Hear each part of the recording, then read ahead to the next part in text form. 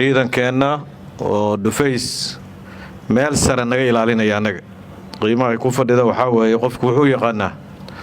waardiyaha gurigiisa albaabka ka furaya macnuhu ku fadhiyo waa yaqaanaa ama banaanka taagan ee asaga ilaalinaya laakiin qofka qaran ilaalinaya dadkoo dhan ma wada fahmi karaan qaranka qofka raba inuu dhiigiisa u huro asagoo lacag ka qaadanayn ee u rafaado ee caruurtiisu agoomo u noqdaan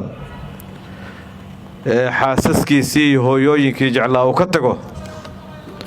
qofka noocaasa qiimaha uu nagu fadhiyo iyo inuu annaga shaqo noo hayo waxaa laga yaabaa qaarkeen inaysan ogeyn kaas si aan isku ogeysiinno isku xasuusinaa maanta munaasabadan ay tahay arrintoodu